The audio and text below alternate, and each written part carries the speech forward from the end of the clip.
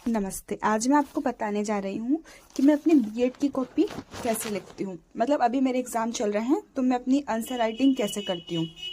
देखिए, जो कॉपी आती है उसमें 32 पेजेस होते हैं, ठीक है। देखो, कॉपी में पहले से ही इस साइड लाइन खींची हुई होती है तो खींचने की ज़रूरत ही नहीं है। यहाँ प्रश्न क्रमांक लिखा हुआ होता है तो मैं पहले वहाँ प्रश्न क्रमांक डाल देती हूँ। फिर सेंटर में प्रश्न क्रमांक 2 का उत्तर, यानी मुझे अगर 2 का उत्तर लिखना है या फिर मैं लिख रही हूँ तो मैं ऐसे सेंटर में हेडिंग डाल दूंगी और इस साइड भी मैं लाइन खींच लूंगी ताकि सेंटर में मैं लिख पाऊँ, तो वो अच्छा लगता है दिखने में भी। ऐसे मैंने आंसर राइटिंग की। और मैं जब भी राइटिंग करती हूँ तो उसमें चित्र का उपयोग करती हूँ, वो प्रभावशाली लगता है। जैसे मैंने यहाँ पे प्रमुख विधाएं लिखी है गद्य की, तो मैंने उसे एक ये ट्री में बता दिया।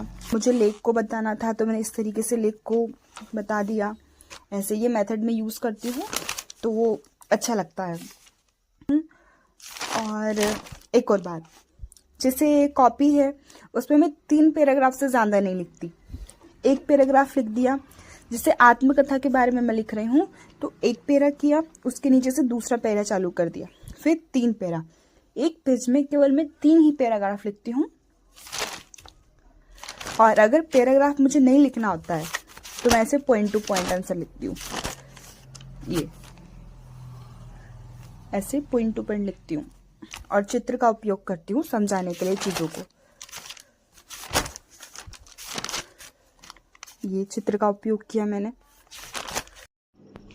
एक बात का और ध्यान रखें, आप अपने पैराग्राफ या पॉइंट में कोई की पॉइंट लिख सकते हैं, यानी आप उस बात को, जैसे मेरे को संस्मरण को बताना था तो मैंने इतनी लाइन में पूरा संस्मरण कवर कर दिया। मतलब जो भी है उसके बाद जो भी कथा वथा लिखी है वो तो ठीक है, पर ये इतना मेन है, ठीक है। और राइटिंग पे विशेष ध्यान दें। जो कॉपी चेक करते हैं वो राइटिंग पे बहुत ध्यान देते हैं। देखिए, जैसे क्वेश्चन पेपर है, फर्स्ट पेपर मेरा हो चुका है, सेकंड हो गया है, अब मंडे को थर्ड पेपर है मेरा।